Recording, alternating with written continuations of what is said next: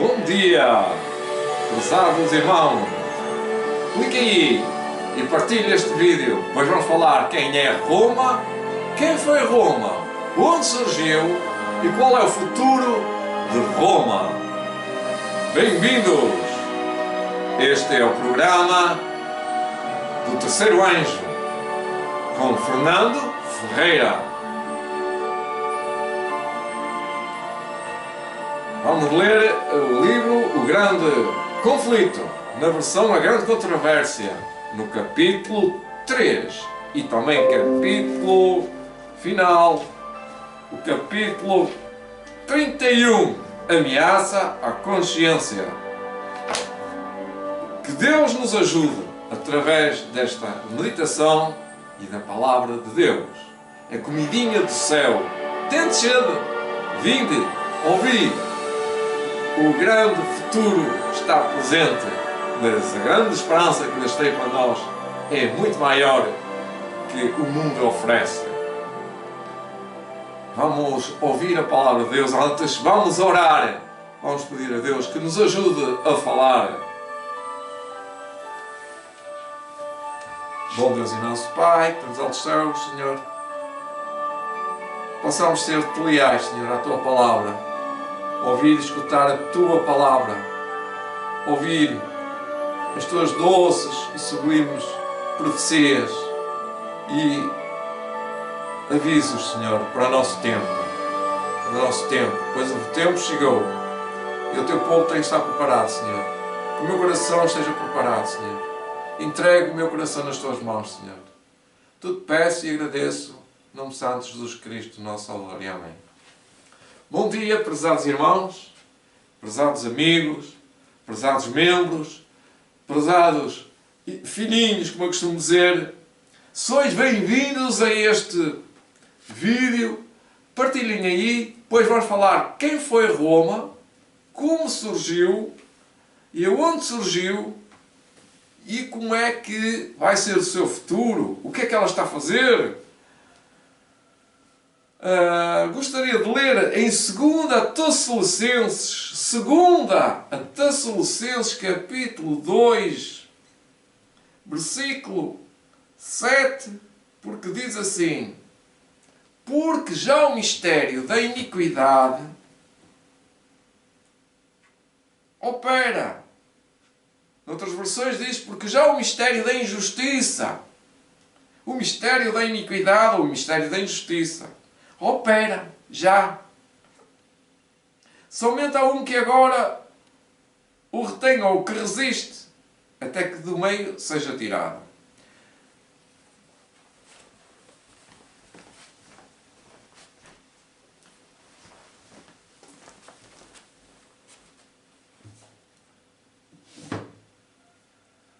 Neste livro, no livro da Bíblia, revela de quem é que está a falar.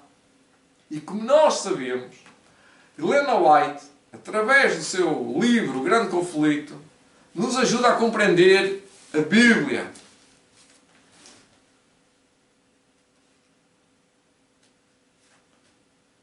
O apóstolo Paulo, nesta carta, na sua segunda carta aos Tessalonicenses, predisse a grande apostasia que traria como resultado o estabelecimento do poder papal. Portanto, o apóstolo Paulo dá-nos a entender que a Igreja Católica Romana foi ela que foi a indicada para ser uma oposição à Igreja de Deus. Foi indicada por Deus. Ou melhor, Deus proferiu, Deus nos ensinou que deveria ser assim. Como surgiu Roma? É uma pergunta muito adequada neste tempo.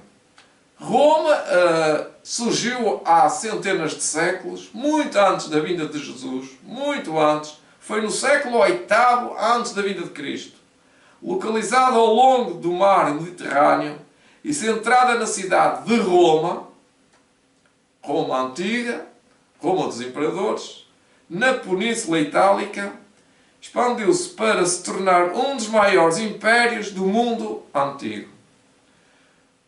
Com uma estimada de cerca de 50 a 90 milhões de habitantes, portanto daria a quase o Brasil inteiro, cerca de 20% da população global na época e cobrindo 6,5 milhões de quilómetros quadrados. No seu auge, que foi no século I e no século II, portanto, no tempo de Jesus Cristo e no tempo dos apóstolos. Em seus cerca de 12 séculos de existência, a civilização romana passou de uma monarquia, ou seja, de reis, para uma república, como temos hoje agora o presidente da república, uma república clássica. E mais tarde, em seguida, para um império cada vez mais autocrático. Através da conquista e da assimilação, ela passou a dominar a Europa Ocidental e Meridional, na Ásia, a Ásia também, menor, o norte de África e partes da Europa setentrional e oriental. Roma foi preponderante em toda a região do Mediterrâneo, que é a Espanha e Portugal. Foi muito preponderante aqui. E foi uma das mais poderosas identidades políticas do mundo antigo. É muitas vezes agrupada na Antiguidade Clássica, juntamente com a Grécia Antiga e outras culturas e sociedades semelhantes que são conhecidas como mundo grego-romano.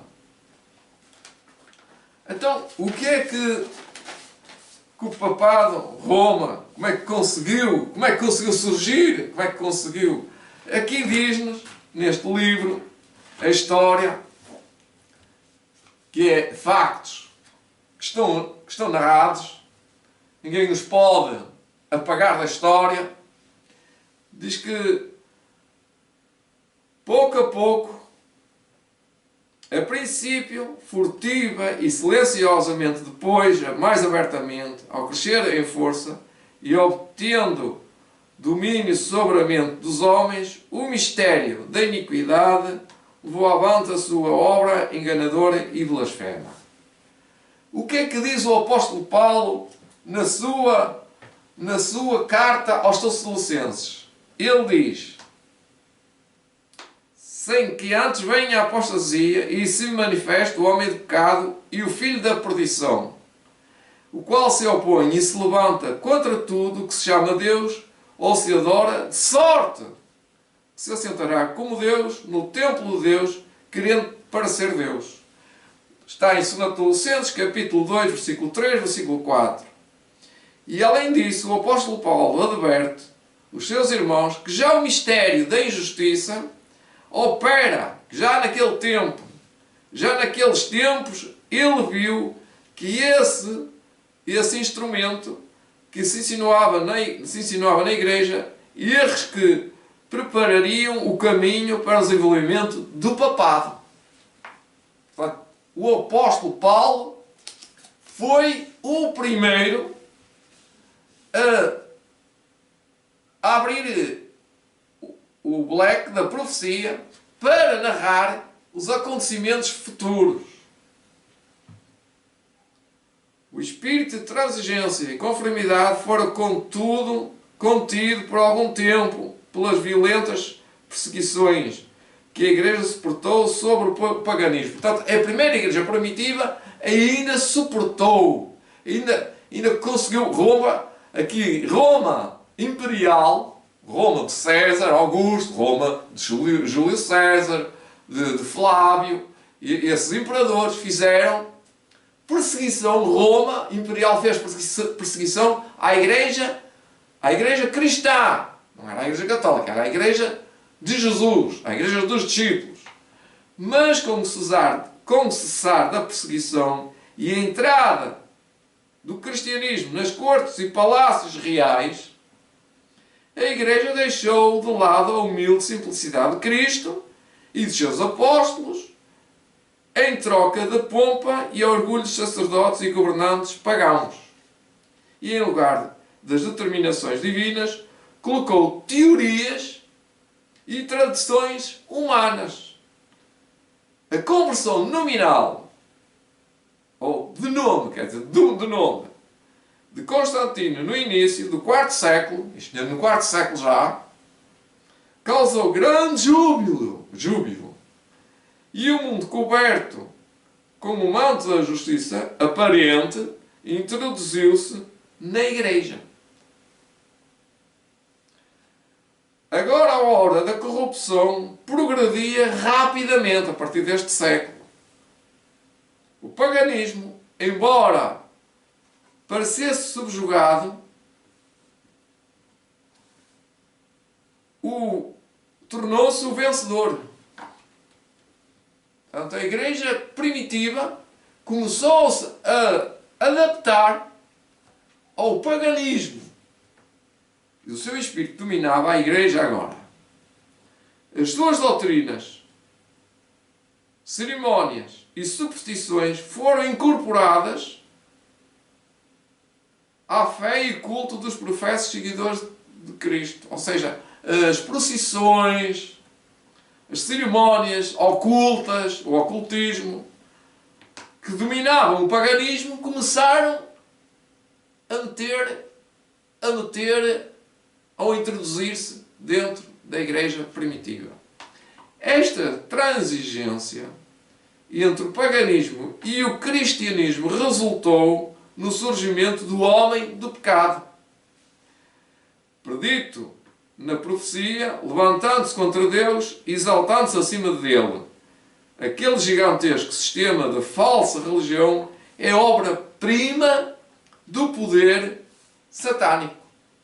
Portanto, contradizendo Deus, o próprio Satanás utilizou Roma, mais uma vez, aqui foi já como o cristianismo já começou a utilizar pela segunda vez, porque a primeira vez foi na perseguição e agora, pela segunda vez, foi com a introdução no cristianismo com falsas teorias sobre ideias erróneas de quem é Deus e a religião de Deus.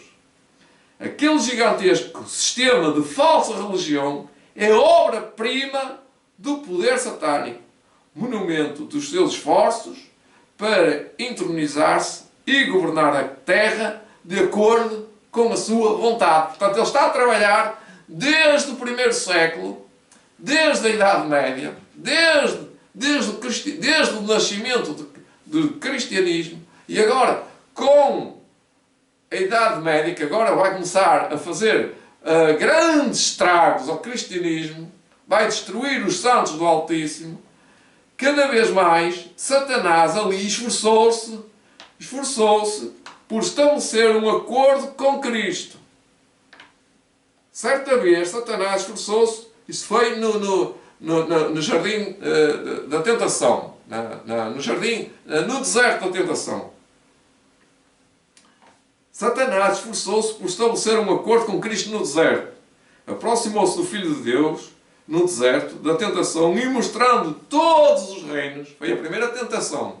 Foi o primeiro módulo, como podíamos chamar o primeiro módulo. Ele ia tentar fazer uma aproximação do seu reino para o reino de Cristo e transformá-lo. Aproximou-se do Filho de Deus no deserto da tentação, mostrando-lhe todos os reinos do mundo e a glória deles, e ofereceu-se para lhe entregar, Satanás ofereceu-se para lhe entregar tudo, se ele, Jesus, tão somente reconhecesse a supremacia do príncipe das trevas. Cristo repreendeu o presunçoso tentador, forçando-o a retirar-se, mas Satanás obtém maior êxito ao apresentar as mesmas tentações ao homem. Parece que é isto que está a acontecer. É isto mesmo. Para assegurar ganhos e honras mundanas, a Igreja, no IV século, está a falar no IV século, foi levada a buscar o favor e o apoio dos grandes da terra. Ou seja, que é o governo ficou desgovernado, ou melhor, o governo da igreja ficou governado pelos poderes da terra. Ficou pendente. Aqui, assim rejeitando a Cristo, foi introduzido a prestar lealdade ao representante de Satanás, o bispo de Roma. Porque nesta altura, aqui Roma, o bispo de Roma, era um imperador. Uma das principais doutrinas do romanismo é que o papado, ou o Papa, é a cabeça visível da Igreja de Cristo, investido de suprema autoridade sobre os bispos e pastores de todas as partes do mundo. E isto já era no IV século. Mais do que isto, o Papa atribui para si mesmo os próprios títulos da divindade e intitula-se Senhor Deus o Papa. Está no livro dos Extravagantes, João 22º, no volume 14, capítulo 4, declaramos, ou declaráramos, exato.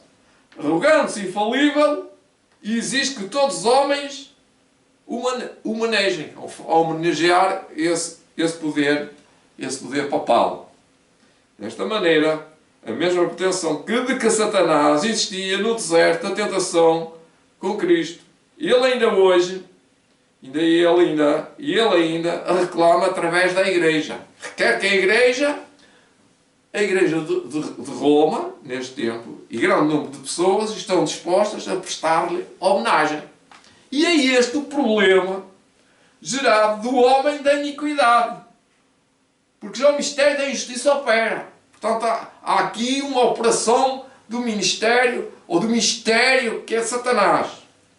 Mas os que temem e reverenciam a Deus enfrentam essa audaciosa usurpação contra o céu. Da mesma forma com que Cristo enfrentou as solicitudes do ardiloso inimigo, que foi, ele disse a Jesus, adorarás o Senhor teu Deus, e só a Ele servirás. Não é eu servir a ti. Tu a tens que servir a Satanás. Satanás é que tinha que servir a Deus. Deus jamais deu na sua palavra qualquer indicação de ter indignado, portanto, de ter designado algum homem para ser a cabeça da igreja. Nem próprio Satanás, nem a igreja, nem homem. A doutrina da supremacia papal é diametralmente, é contrária, é contraditória, é diametralmente, quer dizer, oposta aos ensinos das Escrituras. O Papa não pode ter poder sobre a Igreja de Cristo a não ser por usurpação, como Satanás quis fazer com os poderes da terra, e está fazendo, por usurpação, e queria entregá-lo a Cristo. Mas Cristo disse não. Disse não se gasta. O céu não gasta autoridade dos anjos, nem de Lúcifer, nem dos homens. O céu é a autoridade máxima no céu e na terra e em todos os cantos do universo. O romanismo, ou os romanistas, têm persistido em acusar os protestantes de heresia e voluntária separação da verdadeira Igreja. Mas essas acusações aplicam-se antes a ela mesma. São eles os que depuseram a bandeira de Cristo e se afastaram da fé que uma vez foi dada aos santos. Satanás bem sabia que as Sagradas Escrituras habilitariam os homens a discernir os enganos e resistir-lhes ao poder. Foi pela palavra que o próprio Salvador do mundo resistiu aos seus ataques. A cada investida Cristo apresentava o escudo da verdade eterna, dizendo: está escrito. A cada sugestão do adversário opunha a sabedoria e o poder da palavra. Para Satanás manter o seu domínio sobre os homens, estabelecer a autoridade do usurpador poder papal, devia conservá-los na ignorância das Escrituras. Assim, a Bíblia foi esquecida, foi desnorteada. A Bíblia exaltaria a Deus, colocando o homem finito na sua verdadeira posição. Portanto, as suas verdades sagradas retiram que ser ocultadas e suprimidas. Teriam que ser ocultadas e suprimidas. Esta lógica foi adotada pela Igreja Romana. Durante séculos, a circulação da Bíblia foi proibida. E ela vai ser proibida dentro em breve. É o futuro. Isso é o futuro. Ao povo era vedado lê-la ou mesmo possuí-la em casa. Agora eles não conseguem ter essa autoridade porque ainda não têm. Quando não tiver, vão fazer o mesmo. O que eles quiseram foi ser feito. Ter o poder. E como é que se obtém o poder? Retendo o povo na ignorância. Os sacerdotes e prelados, inescrúpulos, interpretavam-lhes os ensinos de modo a ratificarem as suas pretensões. Portanto, dando a volta ao texto, como se costuma dizer. Dessa maneira, o Papa chegou a ser quase universalmente conhecido como o vigário de Deus na Terra. Que é o título. Dotado de autoridade sobre a Igreja e o Estado. Portanto, o Papa é a imagem, aqui em Apocalipse 13, é o poder absoluto, em Apocalipse 13.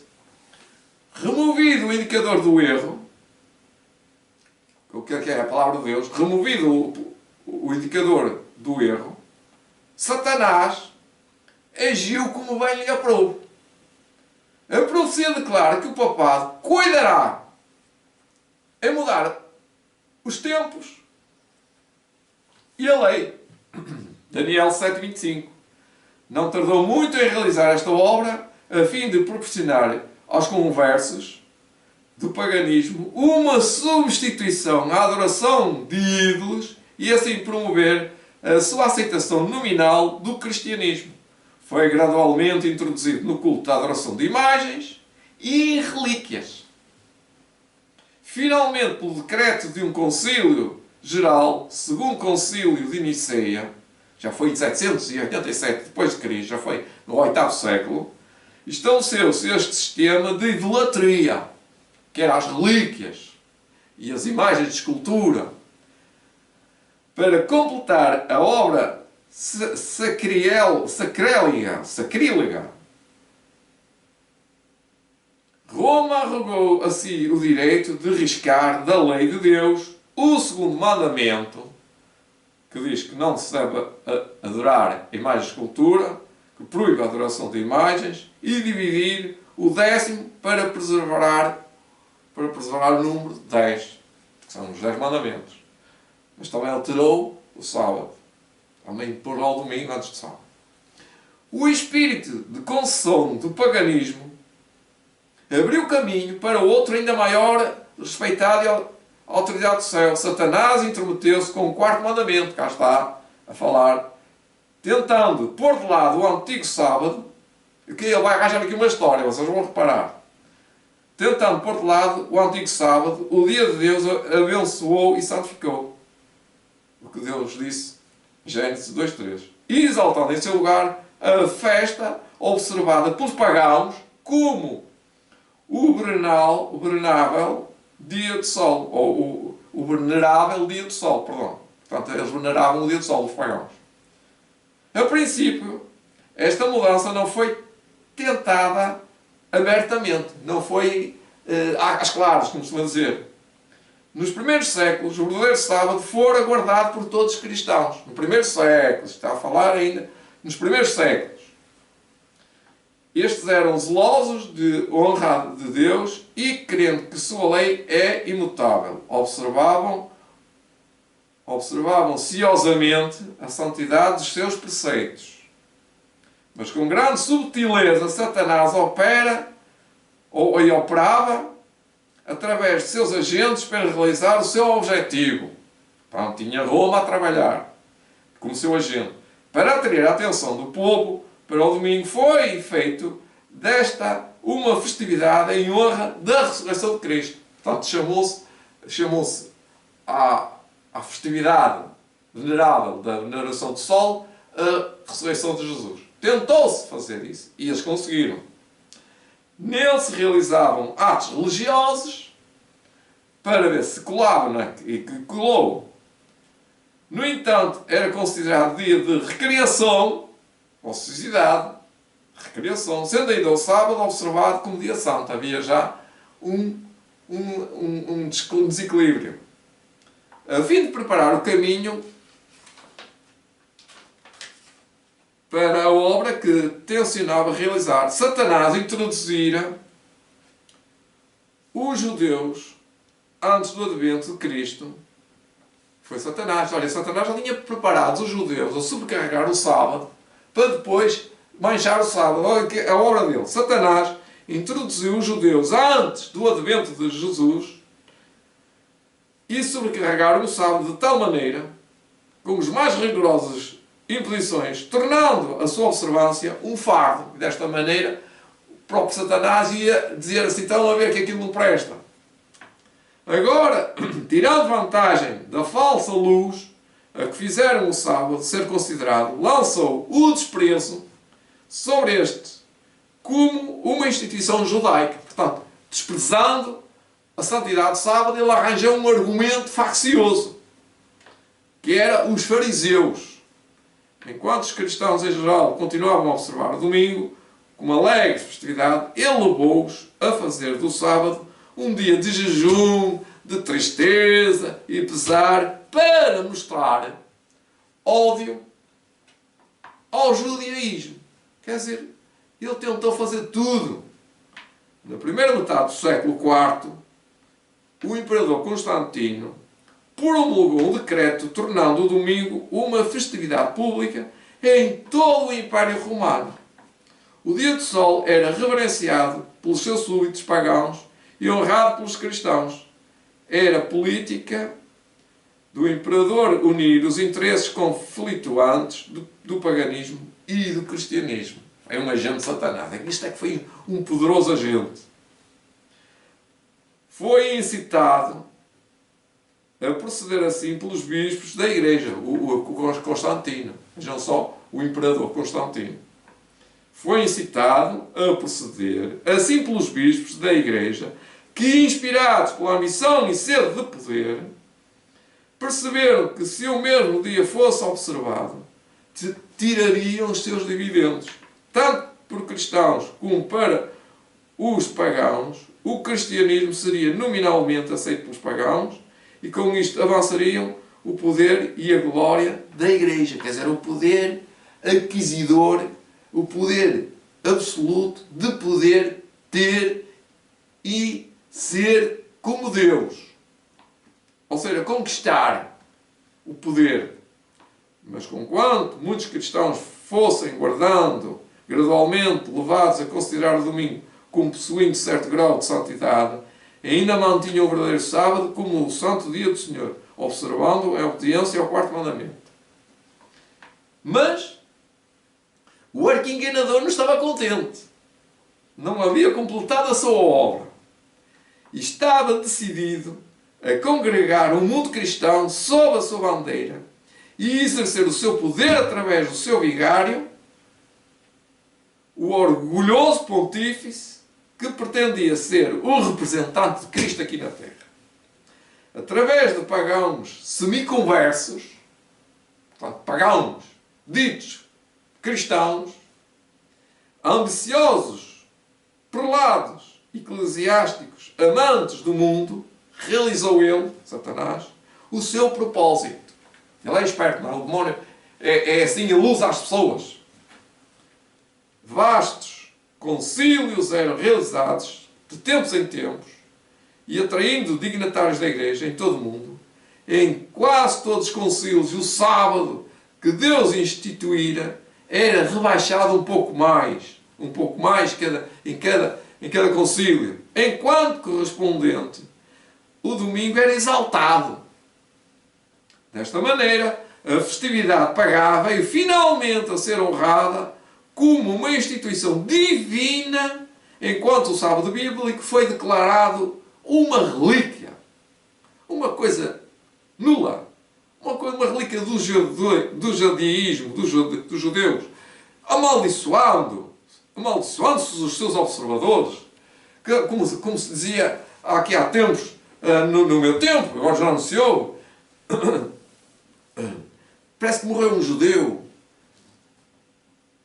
Está um tempo do judeu. És mau como os judeus. Então, tudo que era judeu era considerado, é considerado, por mim já não é? Mas era considerado uma coisa, ofensiva. És como o judeu. E muitas vezes a minha mãe, na sua ignorância, na sua infinita sabedoria, na sua infinita parca conhecimento da verdade, dizia: aquele é como um judeu. Aqueles são judeus. E esta ideia passou pela Idade Média a ser uma coisa muito perigosa. E nós sabemos na nossa história em Portugal que há judeus refugiados da Alemanha, de países anglo-saxónicos, como a Inglaterra, e também de Roma. Judeus foram perseguidos. O grande apóstata conseguirá exaltar-se contra tudo que se chama Deus ou se adora. Portanto, em 2 Tessalonicenses capítulo 2, versículo 4. Ousar mudar o único preceito da lei divina que mostra inequivocamente a toda a humanidade o Deus vivo e verdadeiro. É no quarto mandamento que Deus se revela como Criador dos céus e da terra. É desta maneira que se distingue de todos os falsos deuses. O sétimo dia foi santificado como dia de descanso para o homem em memória da obra da criação. Não está em causa a palavra sábado, mas está em causa quem é que está por trás do sábado. Está à frente, não é? Mas Deus é o Senhor. E a única identificação aqui na Terra que diria é uma marca, é um monumento ao Criador. As pessoas andam e não veem nada. Porquê? Porque não encontram Deus em lado nenhum. Mas Deus deixou um dia especial, abençoou e santificou. E aqueles que experimentam isto, aqueles que confiam em Deus, dizem, como eu posso dizer, que Deus é especial porque me guarda, porque me abençoa, porque me santifica, porque me perdoa, porque me salva, porque me criou, porque é o meu Deus. Então deixou o quê? Deixou um dia para me lembrar dele, disto tudo que estou aqui a dizer, que ele é o Criador, que ele é o Senhor. Destinava-se a conservar o Deus vivo, o sábado, sempre diante da mente do homem, como fonte de vida e objeto de reverência e adoração. Satanás luta para afastar da mente do homem de sua aliança para com Deus e de sua obediência à sua lei. Esta foi a guerra e será sempre a guerra de Satanás. Dirige os seus esforços especialmente contra o mandamento que aponta para Deus como Criador. Portanto, a guerra toda que ele fomenta é contra Deus. E a melhor maneira que ele arranjou é lutar contra aquilo que se adora. O monumento, a derribar. E o que é que ele faz? Ele exalta outro monumento. E levou-se, ou seja, erigiu outro monumento. Os protestantes hoje argumentam que a ressurreição de Cristo no domingo torna este dia, o sábado cristão, torna o domingo, que eles querem dizer. Mas disso não há prova bíblica. Este dia não foi distinguido por Cristo ou os seus apóstolos como o dia do Senhor, o domingo, não. A observância do domingo como instituição cristã teve a sua origem naquele mistério da injustiça, segundo a Colossenses 2,7, que já nos diz de Paulo começar a operar onde e quando o Senhor adotou este filho do papado. Que razão válida pode ser apresentada para uma mudança que as Escrituras não autorizam? No século VI, o papado já se havia estabelecido firmemente. A sede do seu poder, o seu poderio, fixou-se na cidade imperial e o bispo de Roma foi declarado a cabeça da Igreja. E não havia a palavra Papa. O paganismo cedera lugar ao papado. Portanto, Roma imperial, Roma do César Augusto, do Gaio, desses imperadores, passou a ser poder do paganismo da Igreja Católica. O paganismo cedera lugar ao papado, aliás. Portanto, Roma papal não era pagã, tornou-se paganizada. O paganismo, porque agora o paganismo está lá. E o dragão deu-lhes à besta o seu poder e o seu trono e grande poderio. Apocalipse 13, 2. Começaram então os tais 1260 anos da supremacia papal perdidos nas profecias de Daniel. Começaram no ano 538. Apocalipse 13, 5 a 7 e Daniel 7, 25. Os cristãos eram forçados a optar entre renunciar à sua integridade, aceitando as cerimónias e cultos papais, ou passar a vida em masmorras, serem mortos pela tortura, fogueiras ou machado do algoz. Cumpriram-se agora as palavras de Cristo, que ele disse: até pelos pais, irmãos e parentes e amigos sereis entregues e matarão alguns de vós, e de todos sereis odiados por causa do meu nome. Lucas capítulo 21, versículos 16 e 17. Sobre os fiéis, a perseguição caiu com maior fúria, como nunca antes, e o mundo transformou-se num vasto campo de batalha. Por muitos séculos, a Igreja de Cristo refugiou-se no isolamento, na obscuridade, muito longe da cidade, como se costuma dizer, muito longe do Império Romano. Assim diz o profeta, e a mulher fugiu para o deserto, onde já tinha lá lugar preparado por Deus, para que ele fosse alimentado durante 1260 anos. Dias, lá na Bíblia diz dias, é anos. Foi durante o ano 538 até o 1798. O acesso da Igreja Romana ao poder marcou o início da Idade Média, da Idade Escura, da Idade das Trevas. Acho que estamos a começar outra vez outra Idade Média. Muito pior, mas pronto. Mas já foi. Mas as pessoas já se esqueceram. Julgam que não vai acontecer nada disto. Mas vai, é igualzinho, ainda pior. Quanto maior o seu poder, mais densas eram as trevas. Muito maior é o seu poder, mais densas serão as trevas. E as pessoas que não estão atentas vão ficar em trevas cada vez maiores. A fé foi transferida de Cristo, reparem, o verdadeiro Deus, o verdadeiro fundamento, para o papado, para Roma. Em vez de confiar no Filho de Deus para a remissão dos seus pecados e salvação eterna, o povo olhava para o Papa e para os sacerdotes e prelados, a quem delegavam autoridade para tudo aqui na terra e no céu. Eles tiveram poder para delegar se ele estava salvo, se não estava, se podia governar, se não podia.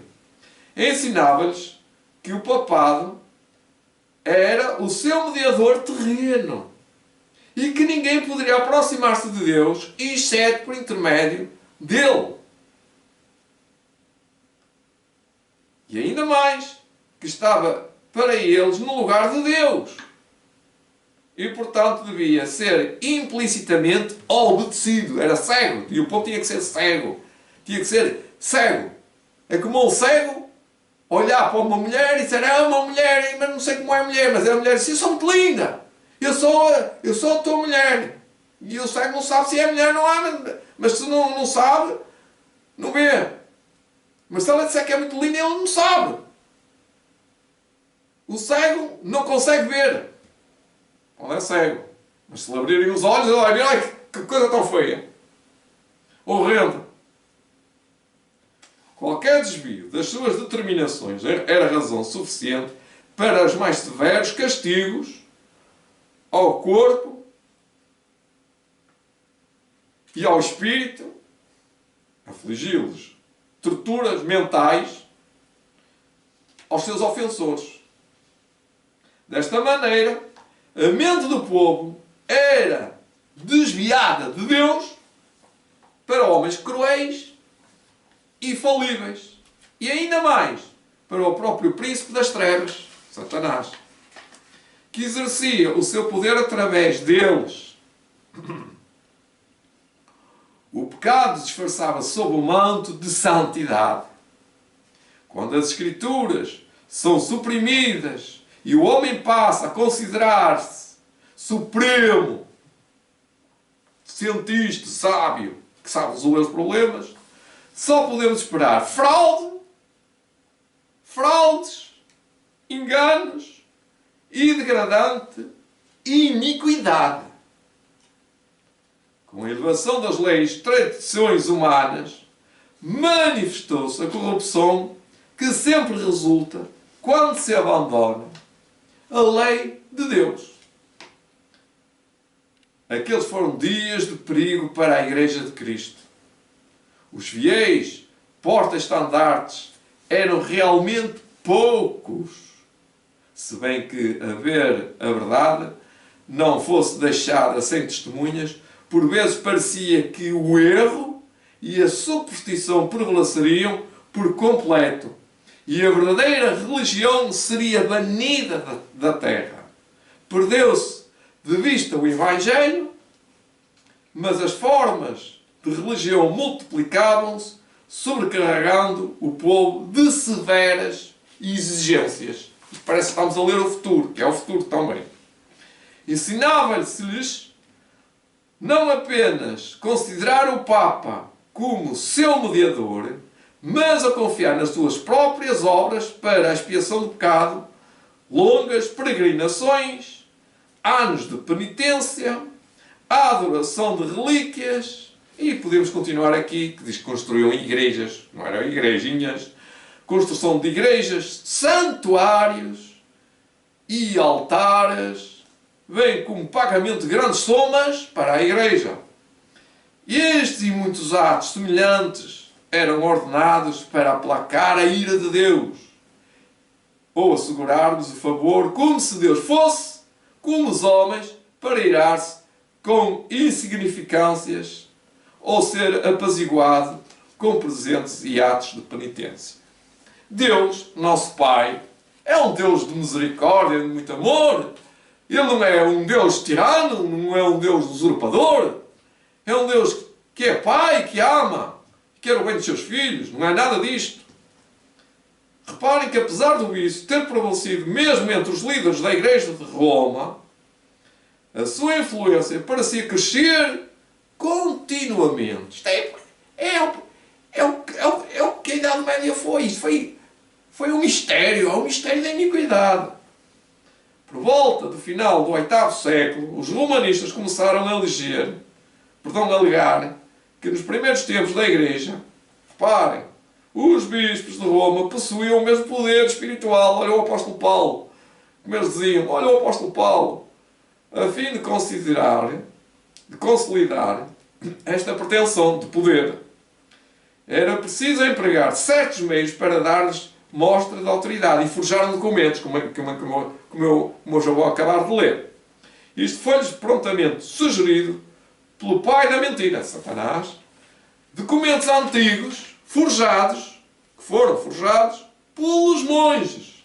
Aqui os monges têm mãozinhas. Descobriram-se decretos inéditos, que não existiram, nunca existiram, foram forjados, de concílios que antes nada se ouvira. As pessoas nem sabiam, nem sabiam que havia esses documentos, nem sabiam que havia esses concílios. Não havia como agora podem forjar, agora pode-se forjar documentos. Como há documentos que desaparecem. A verdade nunca é dita. É sempre a mentira. É o que quero dizer. Descobriram-se decretos inéditos de concílios de que antes nada se ouvira, porque eles não existiam.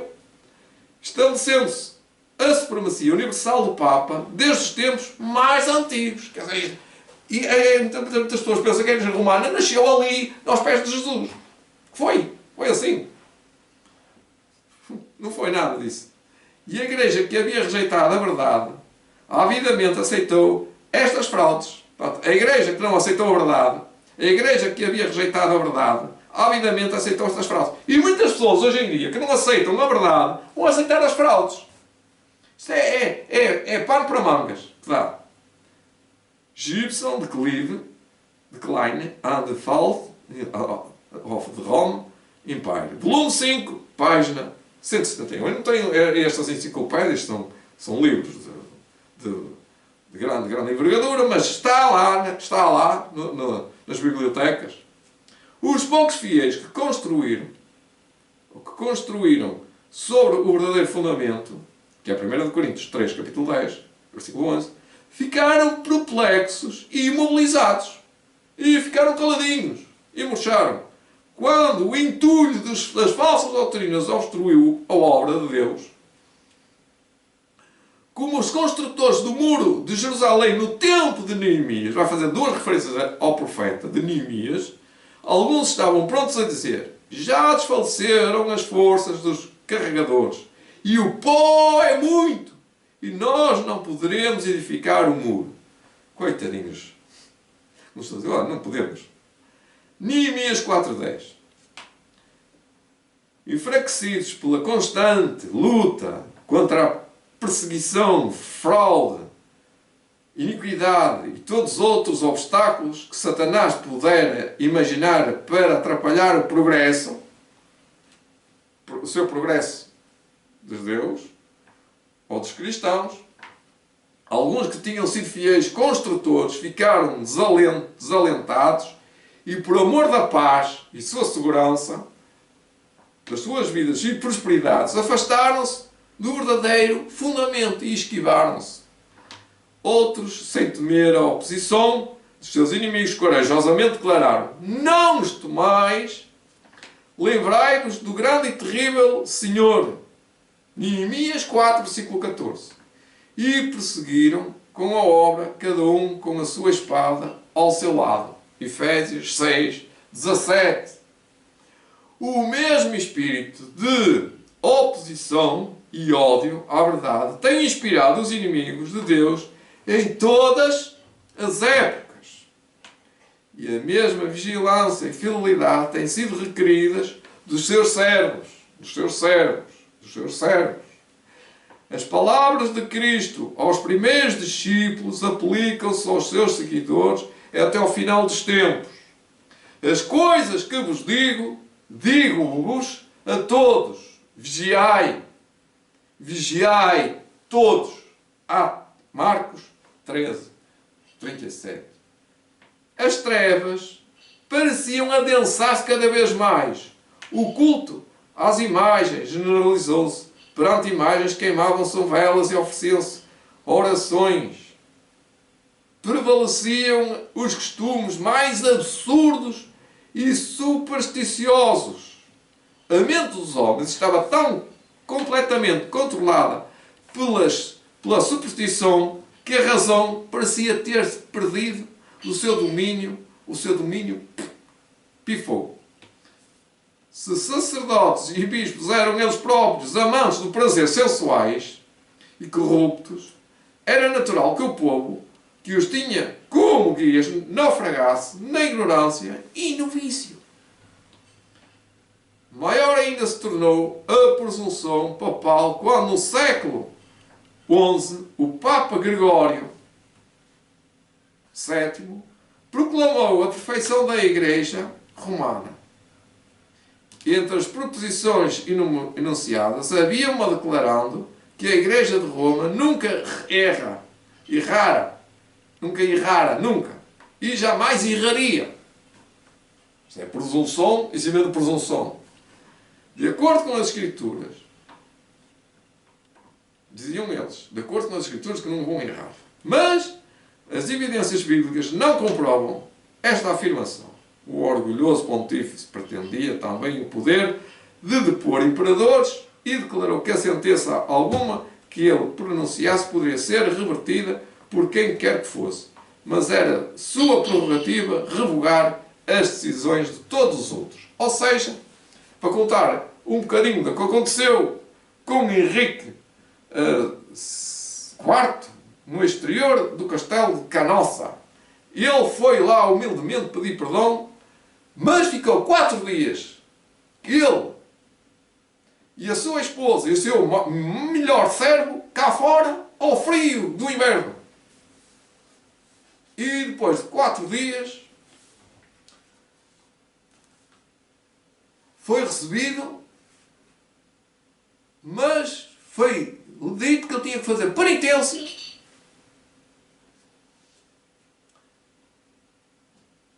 Só após 3 dias consecutivos de jejum e confissão, o Papa consentiu em dar-lhe o perdão.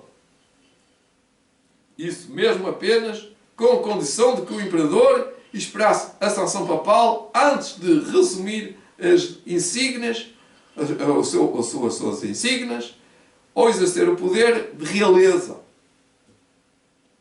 E Gregório, já meticucioso, orgulhoso, babou-se e embravecido com o seu triunfo. Isto é mesmo cegueira. Vangloriava-se de que era seu dever abater o orgulhoso dos reis. Gregório, que era o Papa. Que chocante contraste entre o despótico orgulhoso deste altivo pontífice e a suave mansidão de Cristo, que se apresenta a rogar à porta do coração para que possa entrar, levando perdão e paz, e que ensinou os seus discípulos: qualquer que entre vós quer ser o primeiro, seja o vosso servo. O que é que vai ser da Igreja Católica? O que é que vai ser? Oh, meus amigos, aonde é que nós já chegamos? Eu queria levá-los até ao último capítulo aqui de hoje, que é o último capítulo, as armadilhas do inimigo, Satanás, nas últimas páginas deste livro, quase, está aqui, no capítulo 35, eu vou ler a última parte, que diz assim, da Igreja Romana Católica. A perspicácia e a astúcia da Igreja Romana não são assombrosas. Perdão, são assombrosas. A perspicácia e a astúcia da Igreja Romana são assombrosas. Ela sabe ler o futuro. Ela sabe ler o futuro, porque o Príncipe das Trevas lhe conta, não é? Aguardando o seu tempo, vendo que as igrejas protestantes lhe estão rendendo homenagem, com a aceitação do falso dia de repouso, e que se preparam para impô-lo através dos mesmos meios que empregou em épocas anteriores. Portanto, se lerem o livro todo, chegam a esta conclusão. Os que rejeitam a luz da verdade buscarão ainda o auxílio deste poder que se intitula infalível. Voltamos outra vez à Idade Média, a média, com o propósito de exaltar uma instituição que deve a sua origem a Roma papal. Não é difícil de prever quão rapidamente ela acudirá em auxílio dos protestantes neste movimento. O movimento de reformista, que já se ouve o ruído a passos largos no mundo inteiro, é dizer que precisamos de uma solução para esta pandemia, para este mundo desgovernado, para esta situação desequilibrada, para este ecossistema estragado, para esta estrosfera destruída, para este desequilíbrio humano, para esta sociedade sem lucro, para esta sociedade pobre, para este ambiente, para este ambiente caótico. Então a Igreja Católica oferece uma solução. Eles vão ficar o poder a Roma e vão entregar todo o poder que tem a Roma. Porque pensam que Roma tem um poder. Tem de enganar. Quem compreende melhor do que os chefes papistas como tratar com os que desobedecem à Igreja. A Igreja Católica Romana, com toda a sua ramificação pelo mundo inteiro, forma uma extensa organização dirigida pela sede papal, destinada a servir os seus interesses. Portanto, é mais que reconhecido a nível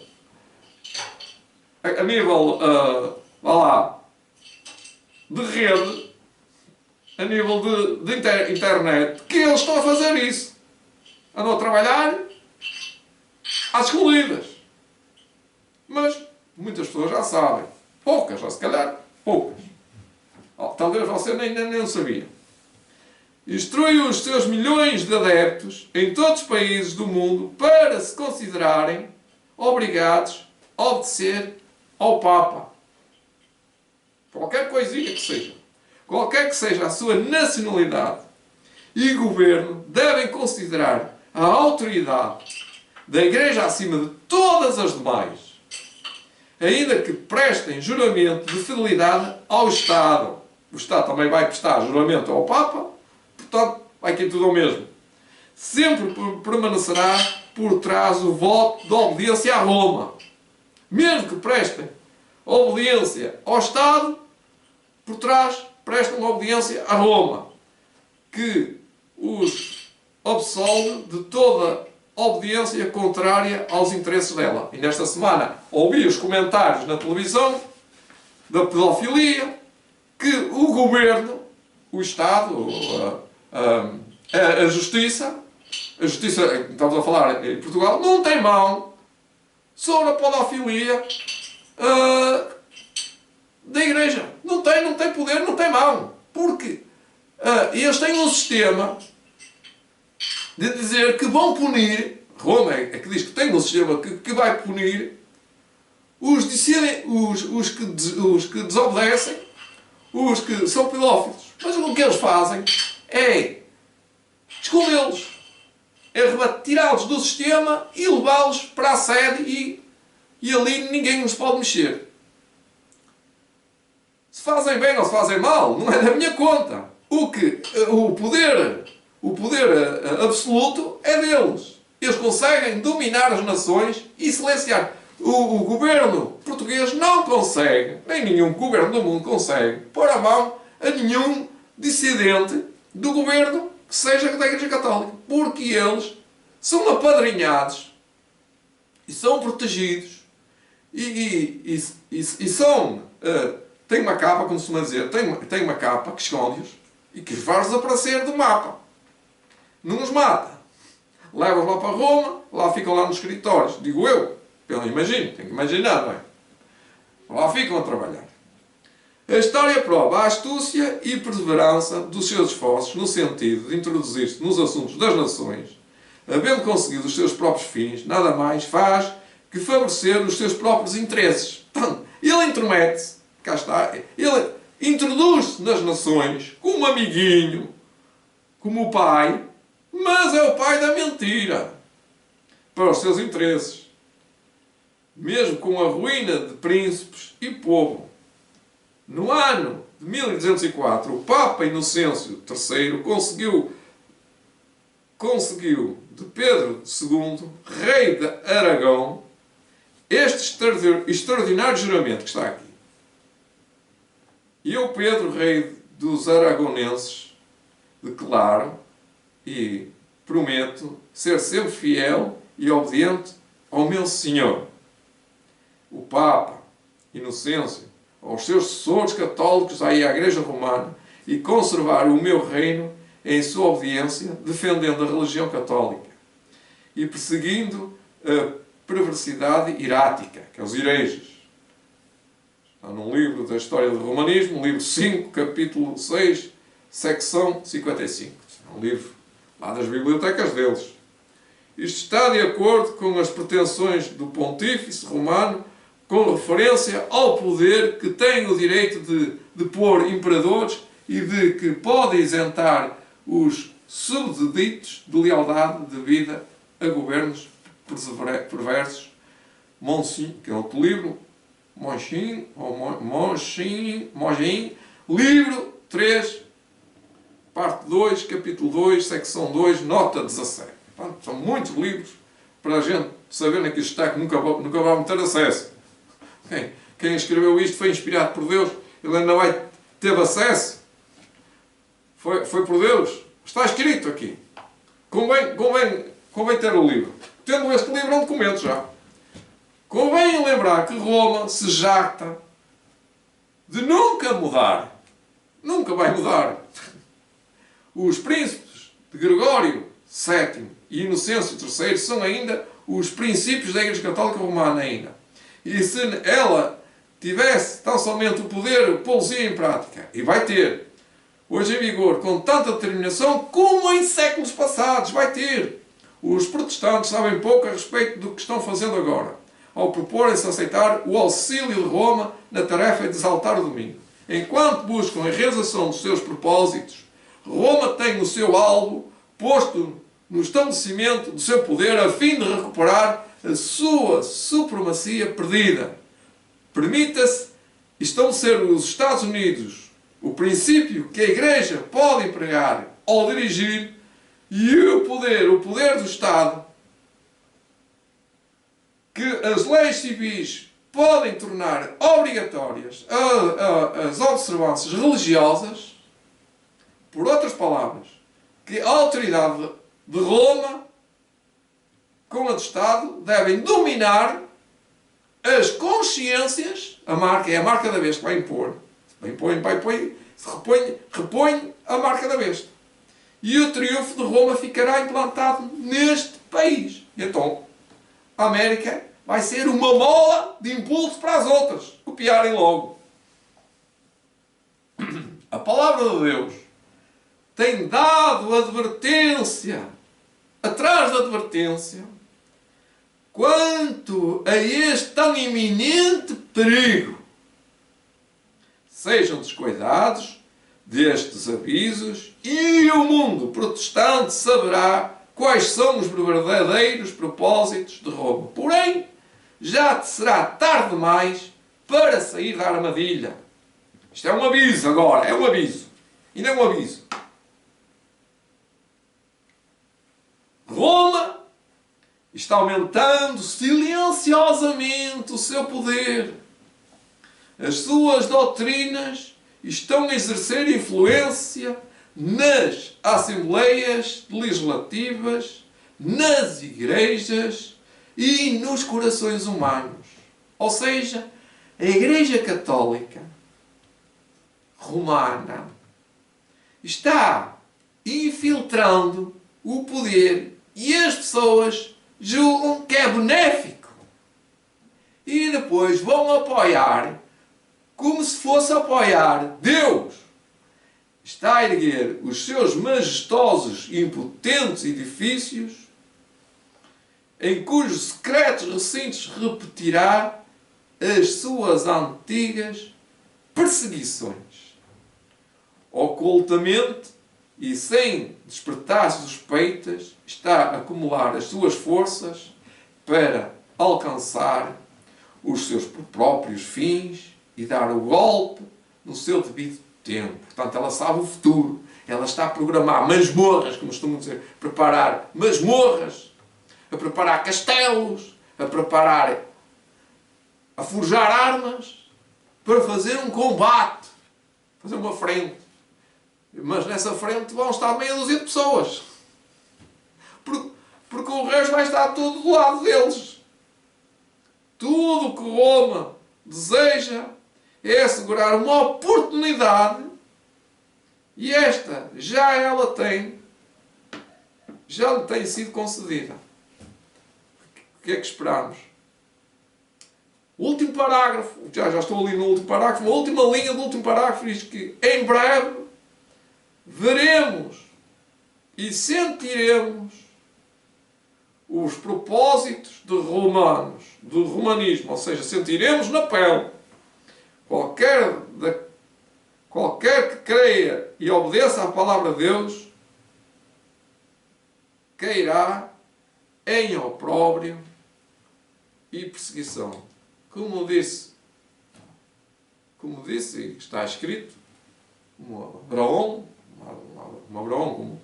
como Noé, que Noé era considerado sem crédito. Maluco, doido, marrido. Veio Noé agora pregar o dilúvio. A mesma coisa, os dissidentes de Roma, que são os dissidentes, os que se defendem em nome de Deus, os que têm as insígnias de Cristo, têm a bandeira de Cristo, serão aborrecidos, ou serão aborrecedores, assim é que é bem pensado, pensamento, serão aborrecedores desta polémica toda, desta fraude. É uma grande fraude, não é só uma fraude. A fraude é económica, política e religiosa. Mas desta, como diz a Bíblia, mistério da iniquidade. Porque já o mistério da injustiça opera. Somente há um que ainda que o retém. Que é a Igreja. A Igreja tem um poder que ainda não é absoluto. Então, o poder absoluto que ele vai ter, que é referido aqui, que retém por meio do poder civil da América, somente há um que agora o retém, até que do meio seja tirado. Quando for retirado o poder civil,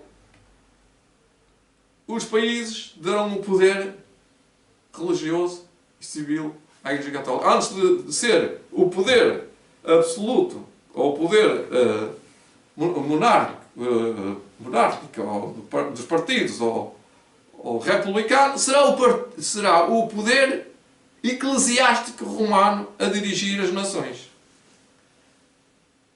É mau para a Igreja, porque qualquer que creia e obedeça à palavra de Deus cairá em opróbrio e perseguição.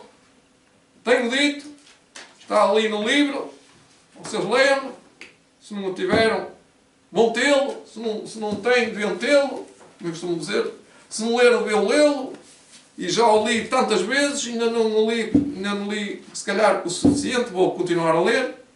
Desejo a todos vós um santo sábado, partilhem este vídeo, e conservem-se firmes, porque Jesus em breve virá, e este mundo em breve não terá mais socorro da parte de Deus, não terá mais socorro para ficar assim como está, numa anarquia contra a lei de Deus. Portanto, o nosso socorro vem de Deus, não vem de nenhum poder eclesiástico, nem civil, nem religioso. Nosso poder é de Deus. Com estas palavras termino. Desejo-vos um bom sábado e que Deus vos abençoe. Querido Pai, nosso Deus e amante Deus, querido Jesus, queremos-te agradecer, Senhor, por esta manhã de sábado. Estivemos a ler e a estudar a Tua Palavra, com empenho e com grande esforço, tentando partilhar, divulgar e fazer entender às pessoas que este mundo está em perigo, em consequência de um poder religioso que é usurpador e anarquista, que não dá liberdade religiosa, não dá esperança nenhuma, apenas impõe o seu poder. Livra-nos, Senhor, e dá-nos segurança em Teu nome. Só em Ti há paz e saúde. Tudo peço e agradeço no nome de Santo Jesus Cristo, nosso Salvador. Amém.